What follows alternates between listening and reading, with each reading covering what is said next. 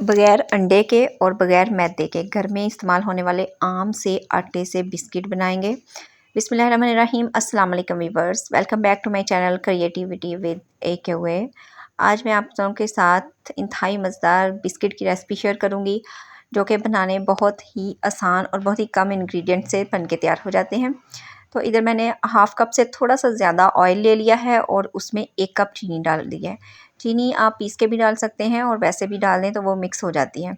और तकरीबन half cup से थोड़ा सा कम ही मैंने दूध ले लिया है और डाल के इन तीनों चीज़ों को तो अच्छे से मिक्स कर लेना है ताकि चीनी डिज़ोल्व हो जाए। लेकिन ये हो जाती है, मसला कोई नहीं है, आप चाहें तो वैसे आसानी के लिए पीस के भी डाल सकते हैं। चीनी के ज़रे अभी हैं इसमें। अब मैं इसमें गंदम का आटा शामिल कर रही हूँ। 1 कप आटा लिया है और ये भी है क्योंकि सब चीज़ों को मिक्स करते रहना है तो चीनी जो है वो आहिस्ता-आहिस्ता सारी डिज़ोल्व हो जाएगी। 1 कप लिया था मैंने आटा और अब हाफ़ कप मज़ीद डाल दिया है। और ये आम जो गंदम का आटा है वही है जिसे हम घर में रोटी बनाते हैं, वही आटा मैंने इस्तेमाल किया है। 1.5 कप आटा इसमें शामिल किया है और इसको भी मिक्स कर लेंगे और साथ ही बेकिंग पाउडर डाल देना है। बेकिंग पाउडर आप आटे के साथ भी डाल सकते हैं। तो 1 चम्मच मैंने बेकिंग पाउडर का इसमें शामिल किया है, इसको भी मिक्स कर लेंगे। और इसके बाद मैं इसमें डाल रही हूँ कोको पाउडर। लेकिन अगर आप कोको पाउडर ना डालना चाहें तो उसे स्किप भी कर सकते हैं, कोई इशू नहीं है। तो बस इन चीज़ों से भी बिस्किट तैयार हो जाएंगे, ठीक है। तो मैं कलर के लिए ज़रा अच्छा ब्राउन चॉकलेट कलर आ जाएगा, इसलिए मैंने 1 चम्मच भर के कोको पाउडर का डाल दिया है और इसको भी अच्छे से मिक्स कर लेना है।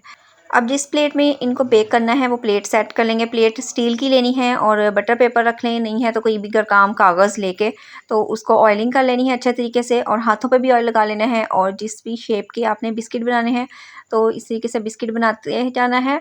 और ये मैं छुरी से ही थोड़े से लाइनें लगा के थोड़ा सा इम्प्रेशन दे रही हूँ इसके ऊपर। तो आप कांटे की मदद से भी ये कर सकते हैं, कांटे की मदद से लाइनें लगा लीजिएगा, ये बस खूबसूरती के लिए है। अदरवाइज़ मैं इसके ऊपर कोई डेकोरेशन नहीं और करूँगी किसी भी चीज़ से। तो बस इस तरीके से सारे बिस्किट तैयार कर लेने हैं। और अब मैं इसको पतीली में ही बेक करूँगी, तो पतीले को गर्म करने के लिए रख दिया था। ऊपर कोई भी स्टैंड रखना है और ये इस तरीके से प्लेट अंदर रख देनी है और कवर कर देना है, इसके ऊपर ढक्कन लगा देना है। बस ढक्कन सादा सा ही मैं लगा रही हूँ, कोई दम के लिए मैं इसका कोई कपड़े में नहीं लपेट रही, बस सादा सा ढक्कन लगा के तो ऊपर कोई चीज़ वज़नी रख दें। अब कुछ बिस्किट की मैं इस तरीके से शेप बना रही हूँ और मैं इनको नॉन स्टिक पैन में भी बेक करना बताऊंगी कि किस तरीके से नॉन स्टिक में भी ये बन जाते हैं। और शेप आप अपनी पसंद की जो भी बनाना चाहें वो बना लीजिएगा। गोल गोल ही बेशक जो आम बिस्किट जैसे पहले बनाए हैं आसानी हो तो वैसे ही बना लीजिएगा, ठीक है। तो ये देखें इस तरीके से कुछ बना लिए हैं मैंने। और इनके नीचे, ये पैन के नीचे ना आपने तवा ज़रूर रखना है, तवा रख के इसको कवर कर देना है और बिल्कुल लो फ्लेम पे इसको रखना है। और 15 मिनट बाद इसको देखना है हटा के और फिर आराम से इनको टर्न कर देना है। बिल्कुल आराम से करेंगे, थोड़े नरम होंगे शुरू में, तो फिर वो पलटेंगे जब हम तो टूट जाएंगे। बिल्कुल आराम से इनको टर्न करते जाना है और फिर इसको 10-15 मिनट के लिए 10 मिनट के लिए कवर कर दें। और जो फ्लेम है वो बिल्कुल लो रखना है और तवे पे रखना है। अगर तवे पे नहीं रखेंगे तो ये जल जाएंगे। तो मुझसे ये कुछ जल भी गए थे क्योंकि मैं तवा रखना भूल गई थी। और कुछ मैंने फिर दोबारा से इस शेप के गोल गोल बना लिए और इनके नीचे निशान से तवा रखा है और फिर इनको अब एहतियात से टर्न करना है। टर्न करते हुए बस ज़रा एहतियात करनी है। अब जो पतीले में रखे थे वो भी बन के तैयार हो चुके हैं। ये देखें, ये मैंने तकरीबन आधे घंटे के बाद इनको निकाला है और ये बिल्कुल रेडी हो चुके हैं। इसमें टूथपिक डाल के तो देख लेनी है कि ये बन चुके हैं कि नहीं। ये इस तरीके से कि ये ना बहुत ज़्यादा सख्त होंगे कि टूटे ही ना और ना ही ये केक की तरह नरम बनेंगे।